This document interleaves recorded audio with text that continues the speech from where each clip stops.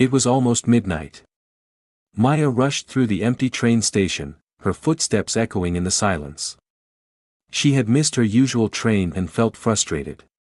As she checked the departures board, she noticed something strange. All the trains had stopped running, except for one listed as the Midnight Special on platform 13. She had never seen it before. The platform was covered in thick fog, and the air felt colder as she approached. A strange uneasiness settled in her chest, but she ignored it. She just wanted to get home. The train pulled in, old and worn. Its wooden carriages looked like they belonged to another era. Gas lamps inside flickered dimly, casting long shadows. Maya hesitated for a moment but then stepped inside. The doors closed behind her with a loud, final thud. The train was unnervingly quiet. Maya noticed a few passengers sitting silently in their seats, staring straight ahead. Their clothes were old-fashioned, like something from decades ago. She tried to calm herself, brushing it off as a themed train or something. Maya sat across from an old man wearing a wide-brimmed hat. She tried to make conversation, but as he turned toward her, her blood froze.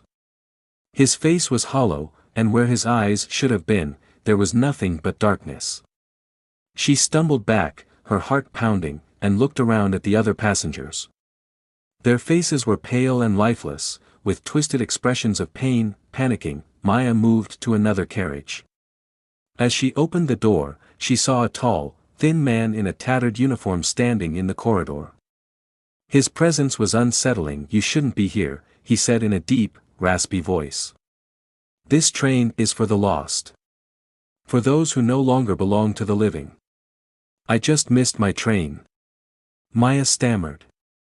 "I don't belong here." The conductor's expression darkened. "This train only stops at one place, the void. Once we arrive, there's no coming back." Terrified, Maya backed away, but shadows in the train began to shift and stretch. They crawled along the walls, and pale, ghostly hands reached out to grab her. A child's voice whispered softly, "You can't leave. You're one of us now."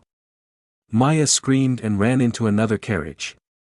This one was filled with dusty old luggage. She spotted a leather journal lying on a crate and opened it with shaking hands. Inside, she found a message written by someone who had been trapped on the train long ago. The journal revealed a way to escape. "Find the conductor's gold pocket watch, smash it to stop time, jump off the train before it reaches the void." Maya clutched the journal and crept toward the conductor's cabin. The air grew colder, and the whispers grew louder.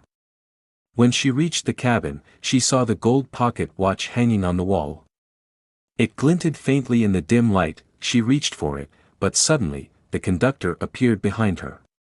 His skeletal face twisted in anger. "You don't belong here, but you can't leave either." Maya grabbed the watch and ran.